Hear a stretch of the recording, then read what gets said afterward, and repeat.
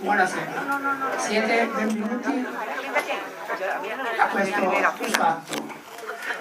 Vaig a parlar en italià també perquè el llibre està fet en italià. O sigui, està fet bilingüe en italià i català. Així que si parlo en italià, aquí tinc companys de l'escola que després em corregiran demà, però avui potser aplaudiran. Bé, ara dono la paraula com toca a l'editor, Rafa Arnal, i ell presentarà l'acte, presentarà a Francesc Canyó, al músic, a Juli, a mi, i entre tots ho farem tot, perquè a partir d'ara ja la cosa és de tots nosaltres. Bé, salut i bona nit. Salut perquè era com es saludaven els vells republicans, en aquesta excepció.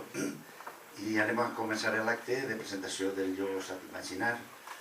A Francesc no cal que vos el presente perquè el coneguem tots, som tots amics, i dir-vos simplement que nosaltres sempre vam estar molt agraïts en ell perquè fa anys vam publicar una col·lecció preciosa que eren les Auques, feta a partir de la seva experiència de l'educació infantil en el Platerio d'Aldaia. Quan el vas conèixer me va sorprendre moltíssim perquè, bueno, molts de vosaltres me conegueu, hem estat 30 o 40 anys visitant les escoles. En 30 o 40 anys només m'he trobat en 3 homes en educació infantil.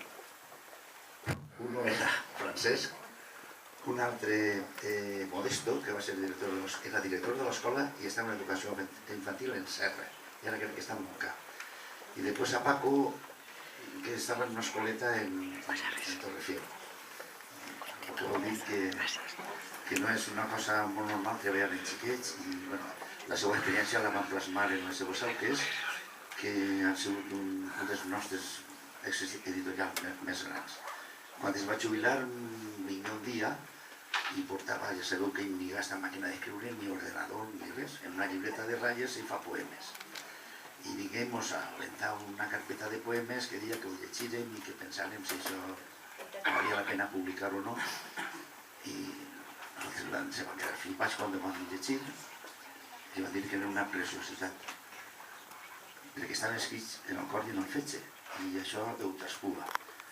I, en fi, ens abraçar perquè s'emociona.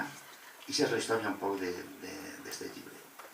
No me vaig estendre més perquè els editors deuen de parlar poquet, i més esta nit que tenim la lectura de poemes. Com també tots els vells amics sabeu que jo vinc d'allò de la cançó. Quan se fan la cançó, l'artista convida presentar els demés músics. Guitarra no ne portem, us direm a la guitarra. A la lectura de poemes tenim a l'amic Francesc i a l'amic Francesc Anyó.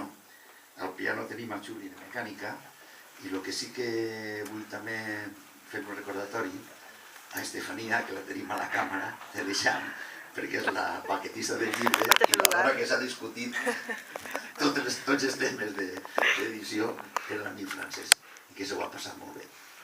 Moltes gràcies, i anem a començar l'acte. No sé si llegim-lo.